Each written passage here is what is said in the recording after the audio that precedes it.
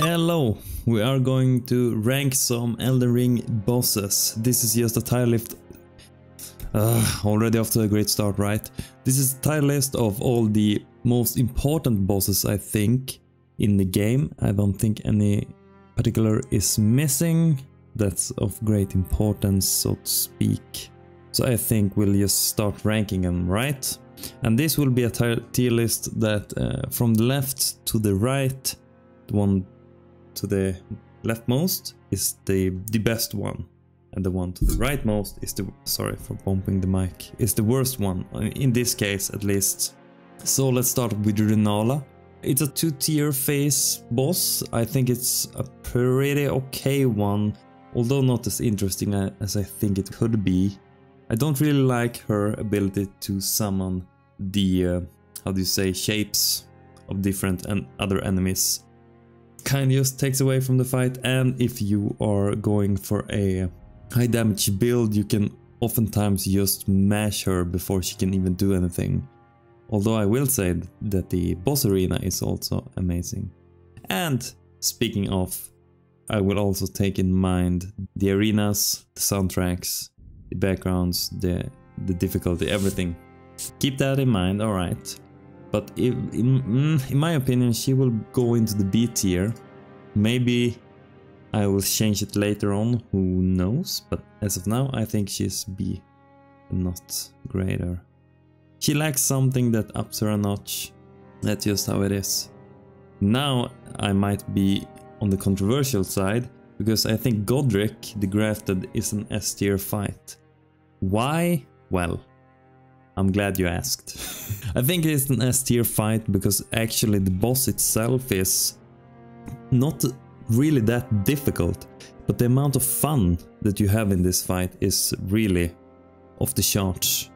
The design is great and the lore of Godric himself is fantastic. It really showcases how insane he has become, how much he can be willing to sacrifice, and how much, to what steps he can go in order to achieve victory over you. I think that's done in a fantastic way, so I won't even question it, pretty much. He's also the first mayor boss, the first remembrance boss you can beat, or you're supposed to beat at least, so that also ups it a notch. Overall, I really like the fight and I won't complain about it. Might be controversial for some, but for me that's how it is. Commander Niall is an A tier because he almost is an S tier fight. When you fight him, not in the swamp section, but later on, his true self, he's a challenging fight. He really ups the notch with his prosthetic and his lightning attacks, which can be deadly for sure. I think it's a boss done in a smart way that, I know I might be reading too much into this, but it really highlights the coolness of some prosthetics. How you don't need to be limited by anything if you don't want to, or if you have the perseverance enough. His design is also kind of cool. He really feels like a commander character, especially with his NPCs at his side. Now, Loretta, Knight of the Helig Tree. I'm a bumper right up into S tier, the best one so far. And there are some reasons, of course. The music is fine, does the job. Her design is immaculate. A magic knight with that type of armor and that type of weapon, riding on a horse in that kind of location in the Helig Tree. It's like bam, bam, bam, everything just comes together and brings the whole fight together. And then she also powers up later on in the fight. She's also one of the few bosses that doesn't feel cheap, and the more you fight her, you can actually see the small openings, or sometimes large openings, she leaves you with. The only thing that I think takes away from the fight a little bit, but doesn't really necessarily bump it down a notch, is that you can actually fight her shade earlier on. And I wish they didn't do that kind of shit. They could have just had that section without any boss. Or if they really wanted some foe, they could have just put a regular ass enemy and bumped the health a bit. I don't know. Would have been better than the Shade. But in the Halig Tree section, she's one of the best bosses in the entire game. And I think she's really slept on in terms of the overall design and what a fun fight it is. Now, Red Wolf of Radagon, which is of course the wolf that you can fight in the library section, is a fair fight. Nothing really spectacular. It kind of draws some inspiration from obviously former entries in the Soul series, like Sif for example is one of the inspirations possibly, as well as the wolf, I can't remember the name right now, but from the DLC from Dark Souls 3, Ashes of Ariandel. I'm not entirely sure, but that wolf anyway. Bumped it up a notch with the moves of the wolf. It's very fast and deadly. Aside from that, the music and the location you fight it in really doesn't do much else, so I will put it into C.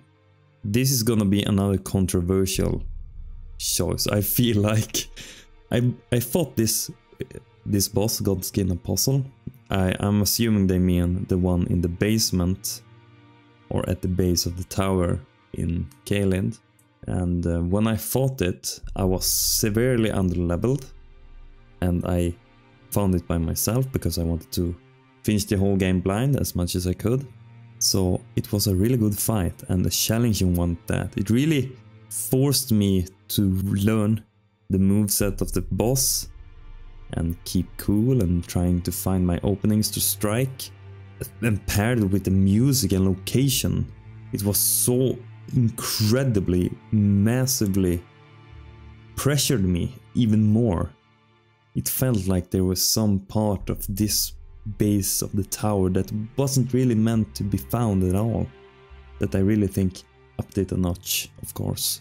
Think this will be another A. It was that good of a fight.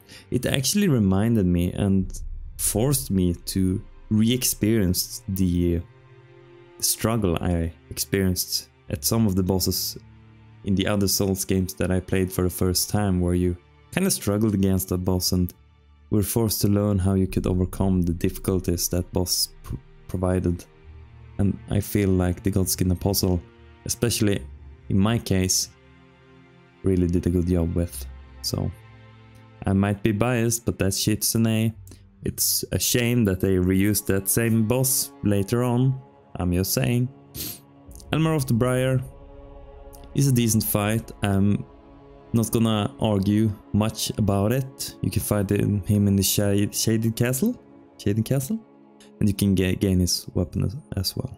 So I'm putting it into B. It's a bit of a challenging fight. He has some cool mechanics, especially with his blade arts, that he can kind of control the blade at length. That's a unique thing for a boss, I feel like, especially in these types of games. So I don't really know that much lore about Elmer, so I can't really speak about that. The location is fine though. It's a nice location to have a boss fight in, especially at the end of the Shaded Castle, that I really enjoyed exploring when I first played the game. So I won't say anything more about it. I will just put it into B. And now we have Rykard, Lord of Blasphemy. It's a 2-tier fight. One of the massive bosses, so to say. One of the remembrance bosses. He really is kind of challenging. I didn't get the first part. It took me a while to figure out the weapon and how it worked, right? That you kind of need to charge it the same. Which I think really drags him down a bit. But at the same time, the lore about him, that he fed himself to his snake, and design, oh my god, is amazing. But I'm one of the few perhaps that didn't really like this fight at all. I feel like it's a short of a fight, and I still feel it on multiple playthroughs, although the blade you can get from him is really strong, especially for a faith build. Now this is a doozy, and this is probably going to incur a lot of raised eyebrows. But you know what? I'm a gamer, I don't give a f**k. I'ma put him into C. That's where he'll stay. I won't put him any higher because I didn't really like that fight at all. So that's how it is, you know. Now onto the fire giant. Here's a fight of spectacle foremost. Not entirely that difficult, although he took me a few tries on my first playthrough. But the spectacle of fighting a giant boss was really cool. The only thing I didn't really like is the inability to actually climb him. Like just take a page out of Dragon's Dogma's book and make it able to climb him.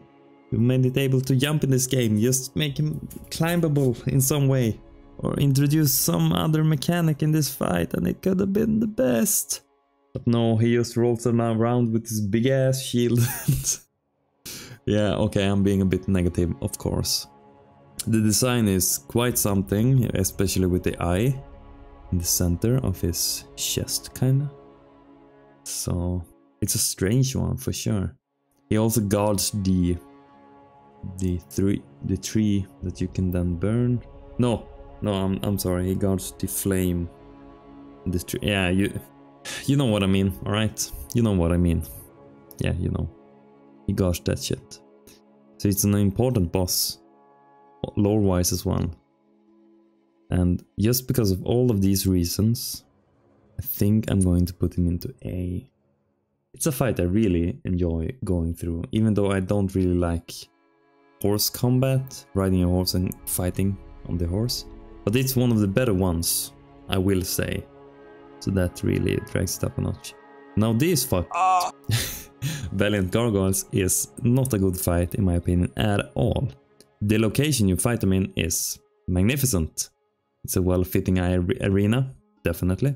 And of course it's a sort of a callback to the first mainstream sorta title in the series, Dark Souls, even though I think Demon Souls was first, but I digress.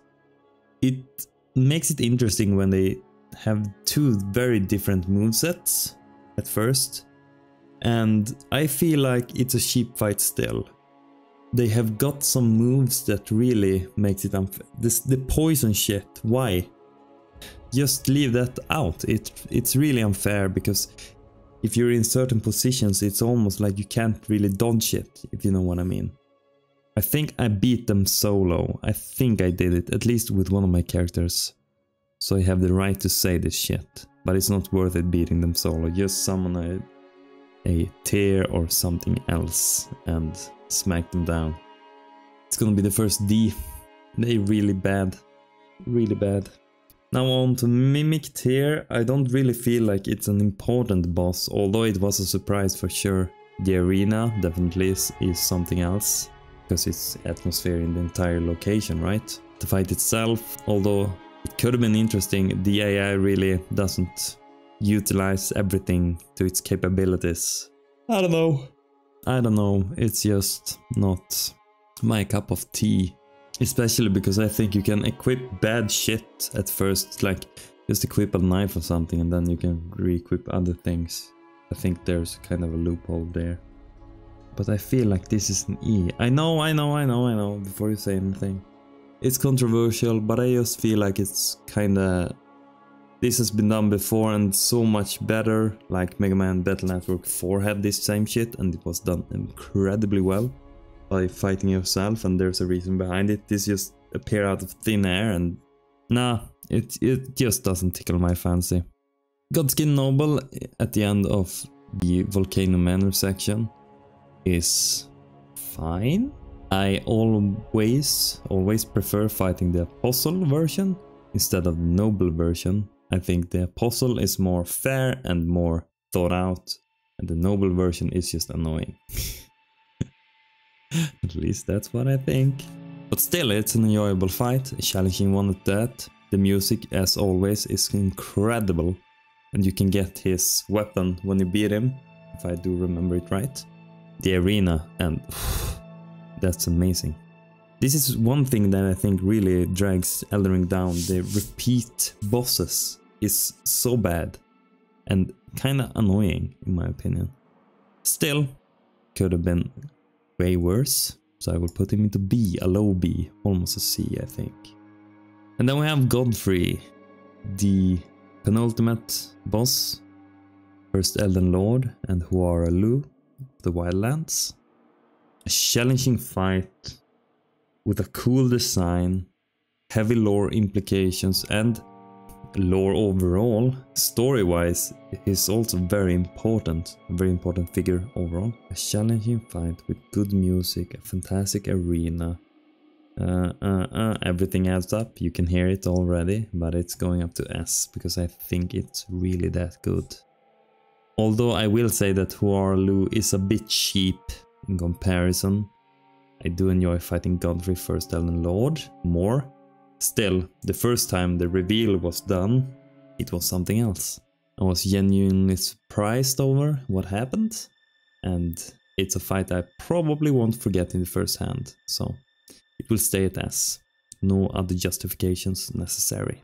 Now this is one, the Crucible Knight and Misbegotten Warrior. You fight them at, I can't remember the exact name, but the castle where you fight, where you gather all the warriors for the Rhode festival.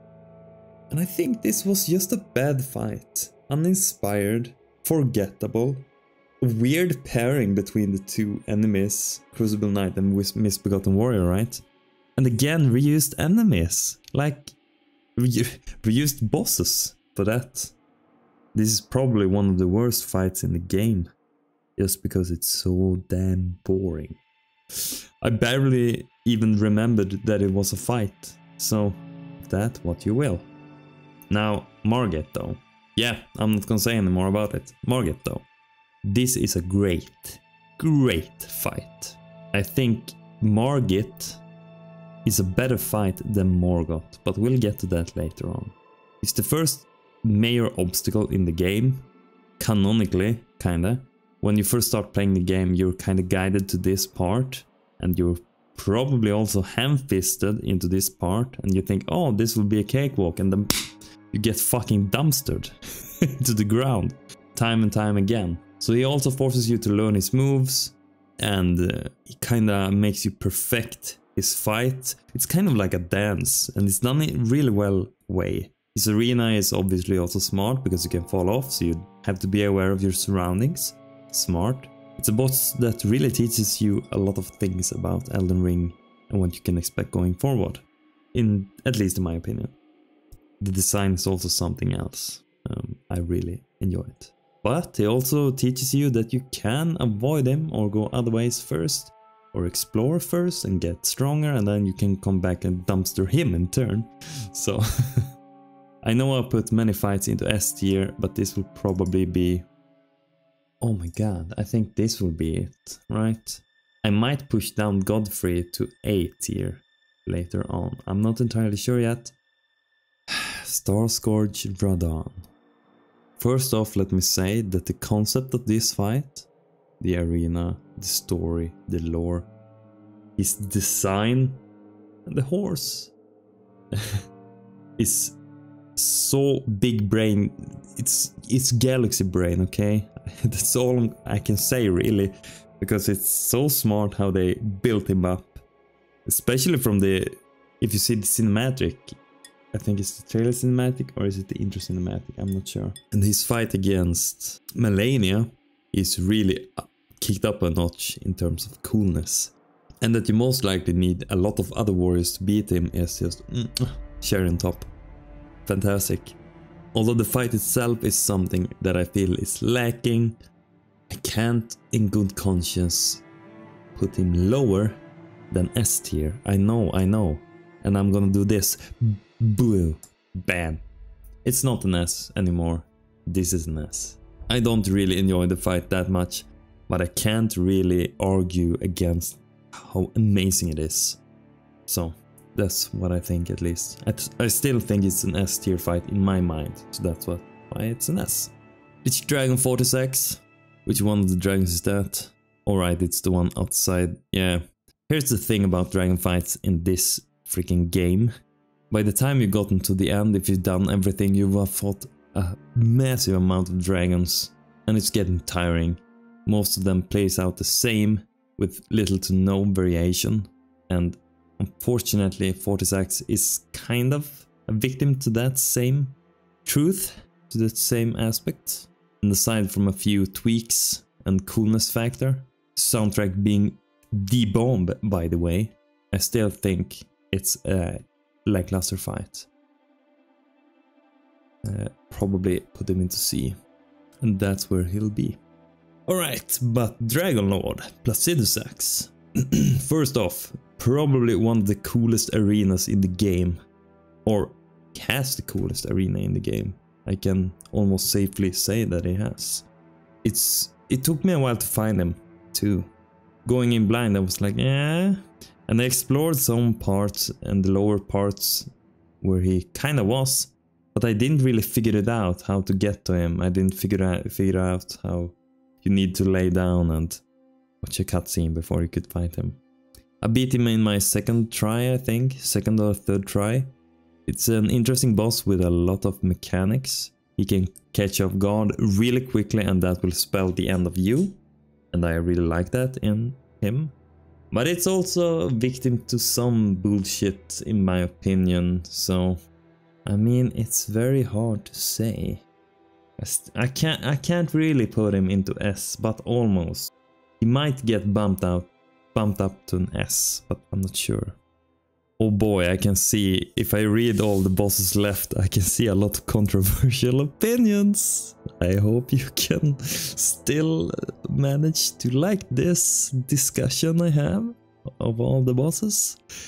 I'm gonna actually let this guy brew a bit and talk about Fierce Champions first. This is just a very boring fight. Summons that really doesn't do a lot of new things. It feels like just NPCs that you fight. And NPCs summons. So I'm gonna put it in the D and the discussion. Now Morgoth, on the other hand, is a doozy. And after this, I hope, like I said, let me zoom in on the camera, because this is some peak tier memery, to say the least. Morgoth is worse than Margit. I think it's too fast, and he just dashes around and does these incredible combos that you like, oh, if you're stuck in them, good luck, you're dead. Although I really liked how they weaved him into the story about the thrones and how he was a king after all. Oh my god, I can't believe I'm doing this. I'm gonna put him into B. Don't hate me for it. It's just the way I am, okay? It's just my opinion, okay? Don't hate me. Obviously cool design. The blade revealed from his staff is a neat detail. The location you fight him in, again, is really great, so. But with Mog, Lord of Blood, I'm gonna get... And I know this is just my opinion, again. But this is gonna be a really controversial one, I can tell you for sure. Let me say the positive things first. Obviously a cool ass design. Difficult fight, an arena that's cool AF. What you find after you've defeated the guy is really interesting and can possibly tell you about the upcoming DLC, who knows, wink wink. But it tells you a lot about the boss itself too. The soundtrack is bombastic and very kind of creepy. Feels very unholy. Lord of Blood, so it should maybe feel unholy. It fits the guy, that's all I'm saying.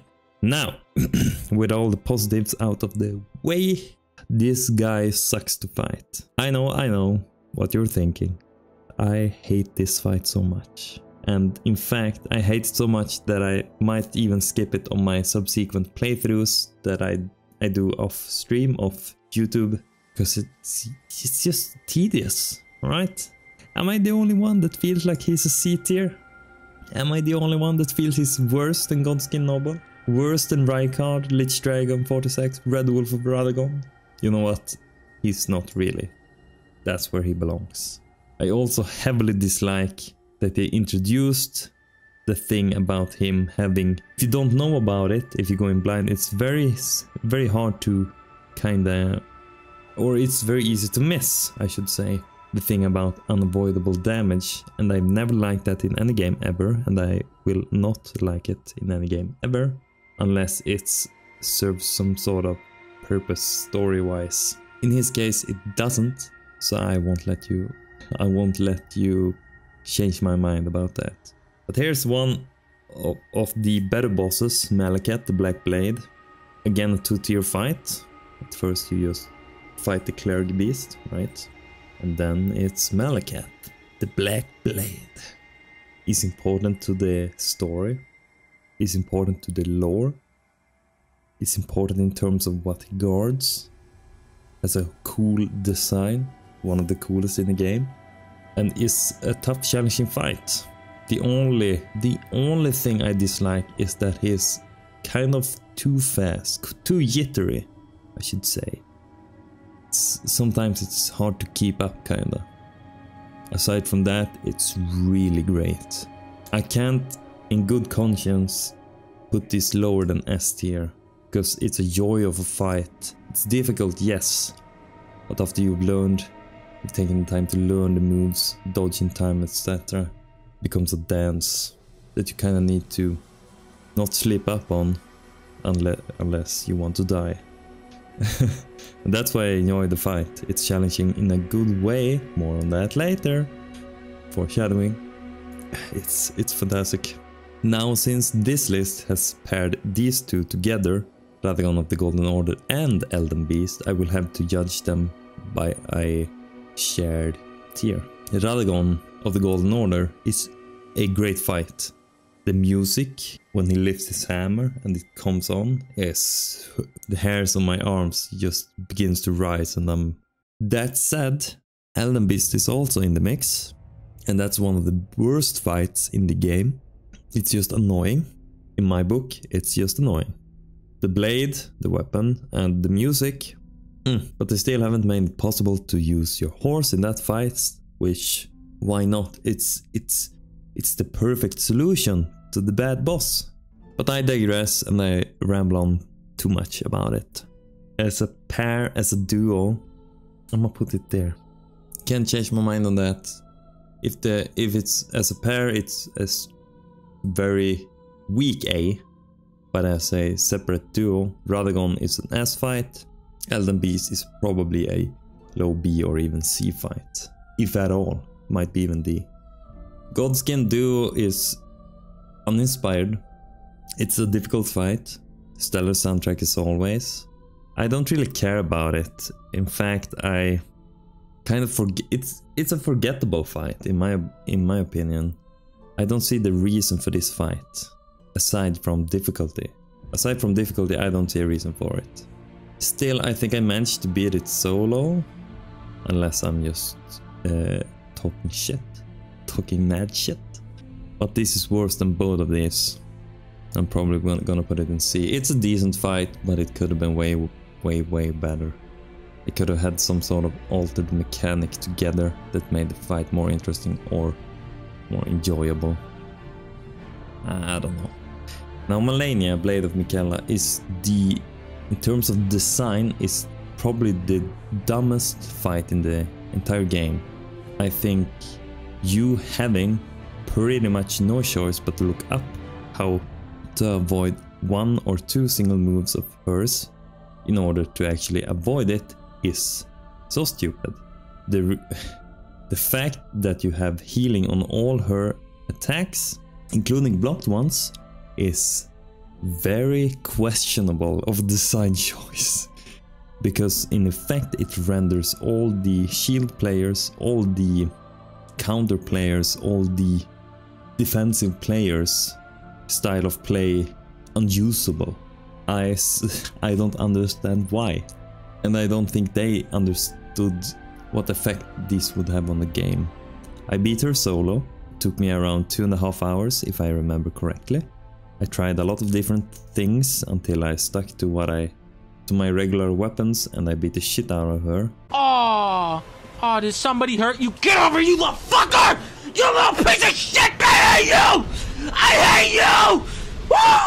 But after I beat her, I felt so much joy that I didn't have to beat her again if I didn't want to.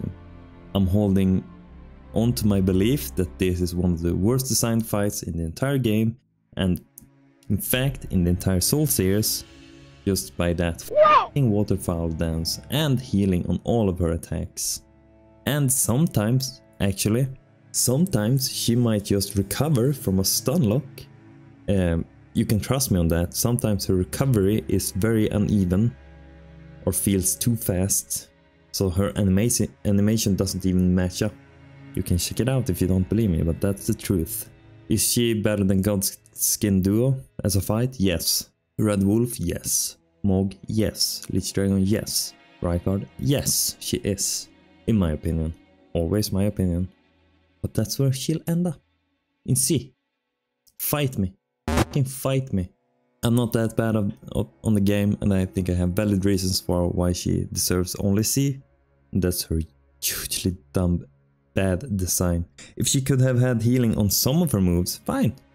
If her waterfowl dance didn't come out in 1 second, fine.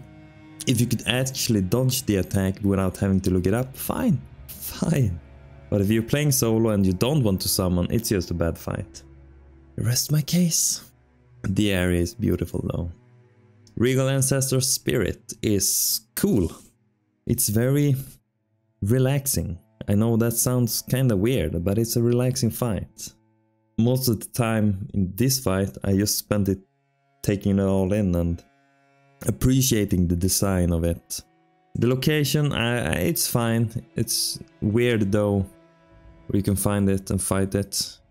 And I do have to admit, the place beforehand isn't that great either. Doesn't have that many moves. You kind of need to chase it down. Kind of like the last boss, at least in theory. It's a decent fight, I just think it's kind of uninspired. I'm gonna put it into D. I think it's one of the worst fights, if I'm being entirely honest. Magma Wyrm Makar, I'm thinking that they mean the fight before you enter the Golden Land, so to say. That fight in particular, I think. I'm assuming this. It's cool. It was the first Magma Wyrm enemy or boss that I fought, if my memory serves me right. So it kind of made it even better. But at the same time, I mean, reused boss again, and again. It never ends. Why? I don't know. It's just very boring. When they reuse fights like that, it's very boring. The location is cool though, and especially the location leading up to it. It's a joy to behold. That's, you know, that's what I kind of miss in this game every now and then. The sense of adventure. Finding something you weren't supposed to find. Figuring out where to go and finding hidden stuff. It's amazing. The fight itself though, it's just decent, I guess. It's a bit better than Regal Ancestor, but not much. I think it's a boring fight. Heresy, I know. Leonin Misbegotten. This is one that also kind of took away from it being reused later on in the game. This is the fight the furthest south, on the Weeping Peninsula, in the castle there. And you can get one of the massive great swords. The obvious nod to Game of Thrones. Instead it's a sword this time. Blade sword. Swords of swords. Yeah. I kinda liked the arena. It felt like it was a specific guardian for this weapon that had been around for many years, just fighting everyone that dared to come in his way. Or its way, I should say, because I don't really know. It's not really hard, but it's a fun fight. Yeah, I kinda like, you know what, I kinda like it. I know it sounds kinda crazy, but I kinda like it. Yeah, I stand by my decision to put him into C. Flying Dragon Egg Heal is definitely a bad fight. It's pretty much exactly the same as upcoming dragon fights you can do later on in the game, with no added flair of any kind. The only redeeming qualities, if you can say that, is that he has a unique introduction with the, I don't know if you want to say looters, but the enemies being on the lake and a geel coming down, swooping and blasting them all to smithereens. Kinda cool, you know? It's a dynamic entry. Aside from that, yeah, not memorable in the slightest. Watch him take the massive L. I stand by my decision. I do. Let me readjust the shit a bit. Bam, bam, bam. Not pan. There we go. Let's tilt it up a bit. Bam. Sir Gideon Ofnir, the all-knowing. Well, he certainly didn't know that he was about to get his ass beat when I fought him. It's a very easy fight. Not difficult at all, but I think that's also intended, if I can be so bold. I think it's intended that it's an easy fight. He didn't prove much of a challenge, and despite him telling us a lot of things, teaching us about the world and its inhabitants, and some of the things that happened before our time, I feel like he's also kind of forgettable, unless you meme upon him, which it happens. So I'm just gonna put him into D, so he can eat these nuts while yeah, okay guys. Okay, that's just a meme. But it's kinda true too. Astel, natural born of the void. Obviously, there is only one of them, right? Only one of them, right? Let's say it's just one fight, okay? There's just one boss of these, end of story. This is the one version you fight during Irani's questline. Never mind, I meant this is the only one you fight in the entire game. Obviously a cool design of a boss, one of the coolest bosses in the game, bar none. Terrifying, actually kind of freaked me out, and still does. The skeleton face with these massive jaws is like not entirely but somewhat one of my fears, so I'm scared of this boss, and I'm not even joking. When he does his teleport move to grab you with his freaking face and these fucking jaws, it kinda creeps me out all the time. And the story of how Astel came to be, you should look it up if you haven't, because it's really interesting. I really like this fight. I think it definitely deserves at least a B. The other fight, which doesn't exist by the way, is really bad. It's worse. So that's the only fight. Now Dragon King Soldier, it's kind of pathetic if I'm being entirely honest. And it's tier list video, so I am. Sue me. I don't know, it's very forgettable. You fight this type of boss many times in the game. This looks like it's the one that you fight to get the cold lightning spear? Yeah, you get what I mean. The one you smash into the ground. I think it has cold damage on it. I don't think this is a very difficult fight either. Can just whack him and he dies after a while. Very forgettable and probably deserves a place in the D tier. Yes, like so. Now that I think about it, check it out. I'm gonna switch these places. You know what? A Gil, take this E. Boring ass fight. The last one, we're finally here. I'm just gonna take this very fast because I kinda need to go to bed, but I'm enjoying it too, so I kinda want to drag it out at the same time. Me just rambling on. Full grown falling star beast. Full grown is the one you fight in the crater around Volcano Manor, I'm presuming. Obviously a cool design. Some ability to manipulate gravity is kind of unique, not entirely in the game. Obviously we have Rhode, for example, but still a very cool design of a boss. Not that hard though, and I feel like it's also one of the bosses that you forget about kind of quickly. There are some versions of this boss that you can find in other places of the game that also drags it down a bit, because yeah, that's what this game likes to do, apparently. But in conclusion, I think it's a decent fight. I'm not sure if I could even give it a C though.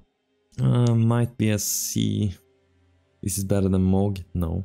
Leonine Misbegotten? No. Red Wolf? No. Godskin Duo? No.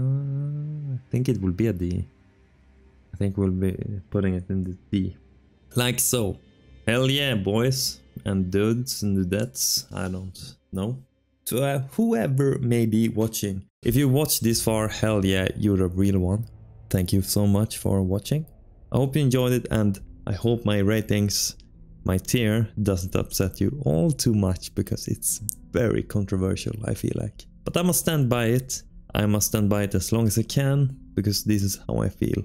It was fun. I get to talk a lot about Elden Ring bosses, Elden Ring in general, that I haven't really talked about a lot. So thank you for watching, and if you haven't checked out the other tier lists, I'm going to link playlists down below of all the tier lists I've ever done, so you can watch them at your leisure. Be sure to comment and subscribe if you haven't already. I'd like to hear your opinions too. If you think I'm just crazy, let me know. And if you dislike the video, leave a dislike, eh? Okay. I'll be seeing you, hopefully in the next video I make. Until then,